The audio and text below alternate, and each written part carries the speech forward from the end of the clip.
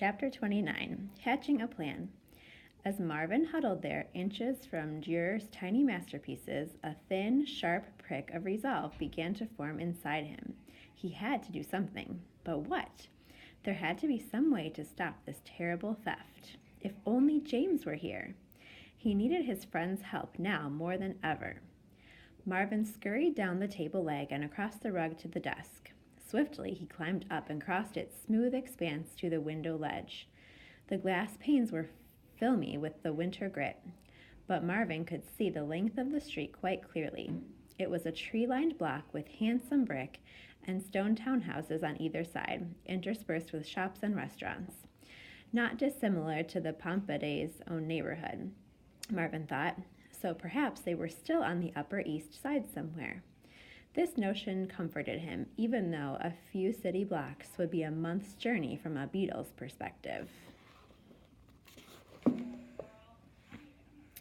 He scanned the desk desperately, trying to think what to do next. It was an upright metal tin of pencils and pens, a pad of paper, and a small tray of paper clips and rubber bands, and a sheaf of envelopes and newspapers. Marvin crawled over to the stack of papers. It must be Denny's mail, Marvin thought. He knew a little about the human system of mail because Papa had explained it to him several weeks ago when, tragically, Cousin Buford had been scooped up with Mrs. Pompaday's real estate contracts, sealed inside a flashy orange and purple Federal Express envelope, and mailed to one of her clients. When Marvin asked where he'd been sent to, Papa said that the address was written on the front of the envelope, though the Beatles had no way of deciphering it. Comfortingly, Papa did explain that, wherever Buford was headed, he was sure to arrive by 10:30 the next morning. The family could only pray he'd survived the journey and made a new life for himself somewhere in the city. Privately, Marvin had his doubts about Buford's ability to make a sandwich, much less a new life for himself. But there was no point in dwelling on what couldn't be helped. Thus, Marvin knew that the writing on the envelope told the mailman where to deliver it. He hesitated at the edge of the stack. One of the newspapers had a white label stuck to it. Could it be the address of this apartment, the place where Durer's virtues were being held captive? Marvin considered this possibility. If there was some way to get the mailing label to James, he'd at least know where to look for the stolen drawings. As long as he got the address before Danny packed up the drawings and left the country. It was a long shot, but the only idea he had at the moment, and it was certainly better to do something than to sit there fretting while the drawings disappeared forever. He crawled across the thin newsprint to the label. It had to be unstuck somehow. Careful to protect the lines of type, he gently chewed the foul-tasting yellow glue that gummed the label to the paper. Using his legs to lift and tug it, he eventually dislodged the whole thing. Pleased with himself, Marvin dragged the label over to an empty surface of the desk. It was slightly tatty at the edges and wet from his chewing, but it still held 3 complete lines of black letters.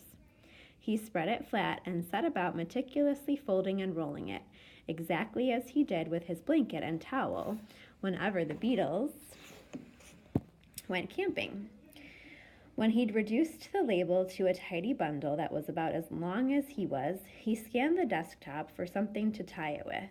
He caught sight of Denny's jacket flung over the chair. A scattering of Denny's gray hairs clung to the shoulders, just as Marvin had hoped. He crawled over to fetch one, and then used it to tie the rolled label to his underbelly, cinching the strand of hair like a belt. As one would imagine, this made it very difficult indeed for Marvin to walk. He waddled back to the stack of mail and sat down under the corner of the newspaper, heaving with exhaustion. Now he just had to think of a way to get the label in James's hands. His thoughts were interrupted moments later when Denny appeared in the doorway of the study, speaking urgently into his cell phone. What? What do you mean? Christina, I don't understand. Christina, his accomplice. Marvin shuddered with disgust. How had he let himself become so fond of her? What happened? Denny continued. They did? Just the matting? Oh, of course, with the tracking device. My dear, calm down. It's difficult to understand you. Marvin scooted out from under the newspaper to hear him better. Why was Christina upset? Their plan had worked perfectly. Well, it's a terrible shame, but why are you so... There was a long silence, and Denny leaned against the table, listening intently. He rested one hand inches from the drawing of Justice, tapping the table lightly.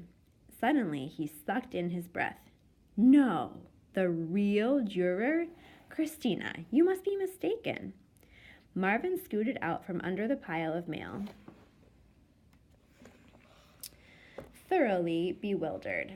Of course, it was the real juror. They'd stolen it themselves. Very faintly, he could hear Christina's high, frantic voice on the other end of the line. No, I was in the gallery yesterday, and I didn't notice anything amiss. Of course I wasn't looking closely, since you'd wrapped it up yourself. You're right. It was confusing, but my dear, I just can't believe it. Are you sure? Denny paused. So Christina hadn't known.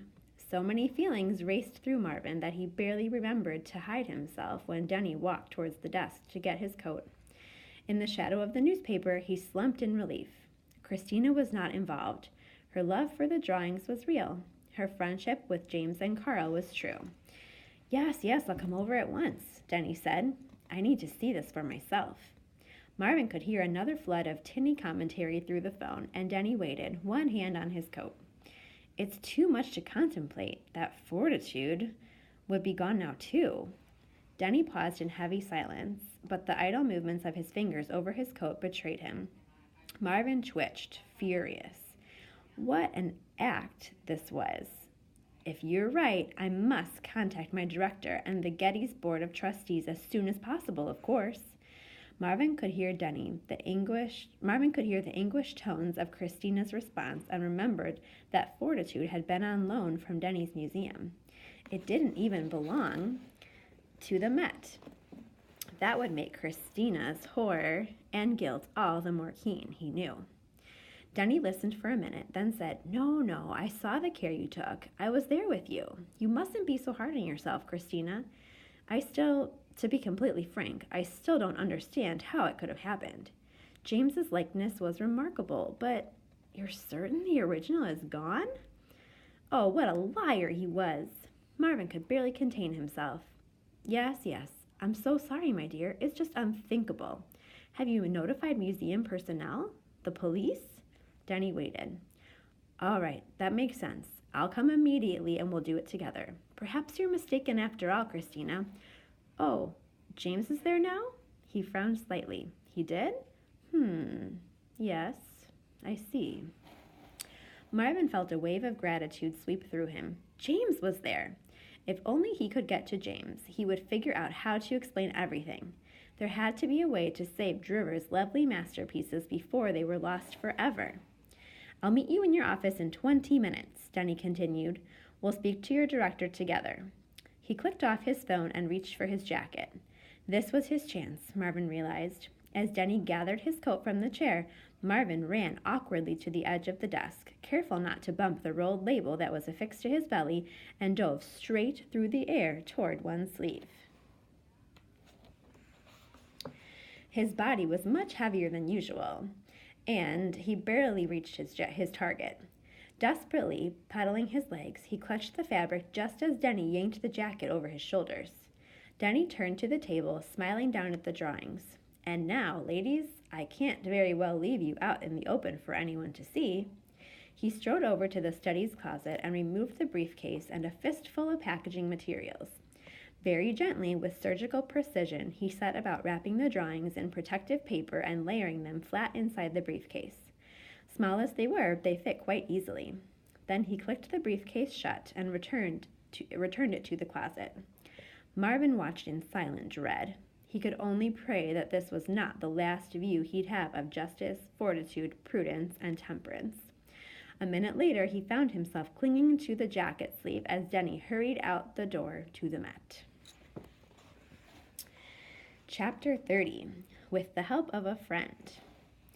After a brisk walk that seemed to cover 10 or 12 blocks, Marvin noted with relief that they were close enough to the museum not to need taxis or subways. Denny ran up the stairs of the Met and finally strolled through the door of Christina's office. There, Marvin took in the dismal scene with one glance. James and Carl both looked stricken. Christina was sitting at the table, her blonde head bowed, her hands covering her face. Her glasses were strewn in front of her, and her cheeks were wet with tears. "My career is over," she said. "Over. Who will ever understand this? How could I have done such a terrible thing?" "Christina," Denny said soothingly, "let's be sure first. I've talked to you at least 6 times since the drawings left the museum, and up until now, everything was going as planned. I just can't believe you made a mistake." Marvin listened in disgust. How convincing Denny sounded in his concern. "Look at it," Christina said dully. As soon as Denny walked over to her, Marvin crawled down his sleeve to one of his pants legs, and from there down to the floor. The bunched-up label made his journey quite arduous, but as soon as he was safely down, he scrambled beneath the table. Now, the question was how to get James's attention. He could try crawling up to his wrist, as he'd done before, but everyone was so focused on the drawing, he didn't know if James would even notice him. He crouched near the table leg, mulling over this new challenge. Above him, he could hear the tense conversation. "They looked the same," James was saying. "Nobody could tell them apart." Christina sighed. "That's why I wanted you to come. I was hoping you'd say I was wrong, but oh, just look at it. As soon as the FBI said they'd retrieved the tracking device from a cab in a taxi yard, I had a sick feeling in my stomach. I had to check the original to reassure myself, and then, well, I knew. You can tell too, can't you, Denny?" "Of course he can," Marvin wanted to shout. "He planned the entire thing." He couldn't bear to see Denny's sympathetic nod. "It's not the juror," he said quietly. Christina turned to James, inconsolable. "You see? We could run all sorts of tests to confirm it, but we don't need to. When you've looked at his work for as long as Denny and I have, you can feel it in your bones." She shook her head. "It's that way with any forgery. Whatever the tests say, it's human judgment we all rely on for the final verdict. Because when you know an artist well, the thing that bothers you about a fake will continue to bother you the longer you look at it, until it becomes unbearable." Marvin saw her look at his drawing and close her eyes, and he flinched with the realization that something he'd made could cause anyone such grief. But before he had much time to contemplate this, he glimpsed something shiny by the table leg. It was the metal tack he'd hidden the night he was abandoned in Christina's office. Aha! A weapon, or if not a weapon, an excellent poking tool. Marvin grabbed it with his front 2 legs, holding the sharp point aloft and still carrying the folded label. He crawled with great difficulty over to James's sneaker. He climbed up the side of the sneaker under the edge of James's jeans and pressed the tack against the boy's bare ankle. No response. The distressed conversation above continued. Marvin tensed his leg muscles and vigorously plunged the point of the tack into pale flesh. "Ow!" James yelped. "What is it?" Carl asked in concern. "Ow! I don't know. My ankle hurts." James hopped on one foot, almost knocking Marvin to the floor. He dropped to his knee and lifted his pants leg. "Did you twist it?" Carl started to crouch down next to him, but James had already spied Marvin. No, Dad, it's okay," said James quickly. "My foot must have fallen asleep. Pins and needles." He looked at Marvin, took the tack and dropped it on the floor, and then surreptitiously placed the beetle under his jacket cuff. Marvin released a long breath. So far, so good. Now he just had to show James the address label. From his new position, he could see Denny examining the drawing on the table in front of Christina. It was framed identically to the original, but even through the glass, Marvin had no trouble recognizing it as his own work. "I just don't understand it," Christina said. "I was so careful. I checked the drawing a dozen times. I don't know how I could have confused them." Carl crouched next to Christina, his hand on her shoulder. "They looked so much alike," he said gently. "The museum wouldn't fire you over one mistake." She raised her eyes despairingly. "Denny, tell them. That drawing was worth at least $500,000. on loan from another institution, and I put it at risk needlessly for my own stupid purposes. Carl shook his head. No, that's not fair. You were trying to recover the one that was stolen. Justice. It was a good plan. It was, Christina, and we all gave it our blessing, Denny said, but I'm afraid this won't do much for relations between our two museums. The truth is, we were both responsible for the drawing, and will both pay the price for this disaster. Marvin could hardly stand this show of contrition. Christina gestured at the table, then pressed her fingers into her temples. I don't even care about my job. The worst thing is that Fortitude is gone, and it's my fault. Carl rubbed her shoulder. Maybe the FBI will be able to recover it, he said. I know the microchip fell off, or was taken off, or whatever, but at least they know where the drawing was up until that point, right? Yes, but it was in a series of public places, a hotel, a church, an office building. The tracking device isn't precise enough to pinpoint rooms, and the drawing never stopped moving for more than a few minutes, so the FBI didn't have time to close in on the location. Or at least not until the cab returned to the cab yard and they discovered the matting and the microchip on the floor of the back seat. They're still searching and retracing the path, but I haven't much hope. We need to start notifying people, Denny said quietly. Yes, Christina sounded hopeless. I just wanted to give the FBI a little more time in case... Oh, Denny, I can't bear this. I know, my dear. I'm so very, very sorry. This was too much for Marvin. He couldn't stand the drawn look of fear and sadness on Christina's face, as if reading his mind. James blurted, I have to go to the bathroom. Carl barely glanced at him. Okay, buddy, you know where it is. As soon as they'd left the office, James lifted his wrist and brought Marvin inches from his face. Where have you been? I couldn't figure out what happened to you. Were you in the museum? Did you get knocked off my arm somehow? He shook his head. We've got to think of a safer way to carry you around. Oh my gosh, I thought I'd lost you again. Looking James straight in the eyes, Marvin promptly rolled on one side, exposing the rolled label. James stared at him. What's that? He asked. Marvin used his front legs to wiggle the label out from under its belt. He held it out to James. It looks like a little piece of paper, James said, all rolled up, like a spitball. Is it a spitball? Marvin waited. Is there something on it? Marvin ran enthusiastically from James's wrist to his hand. Okay. James crouched down in the hallway, leaning against the wall. He took the label with 2 fingers and turned his hand over slowly so that Marvin wouldn't fall off. What am I supposed to do with it? He asked, watching Marvin. Open it up? He began to unroll the miniature paper bundle. When he was finished, he spread the crinkled white rectangle on his thigh and looked at it. Gordon Perry, 236 East 74th Street, Apartment 5D, New York, New York, he read. Marvin frowned. Uh-oh. So the label didn't have Denny's name on it after all, but surely that was still the correct apartment. 74th Street made sense, just blocks from the Met. Who is this? James asked, studying Marvin intently. Marvin ran around excitedly. What's the matter? Why are you so excited? James watched Marvin with his serious gray eyes. Do what you did before, when I gave you a ride to the kitchen. Go to the end of my finger if I'm right. Does this guy have something to do with the drawing? The real drawing? Marvin raced to the tip of James's finger. Yes? Did he steal the drawing? Well, that wasn't quite right, but James was so smart, he would figure it out. Really? James bit his lip. What should we do? Call the police?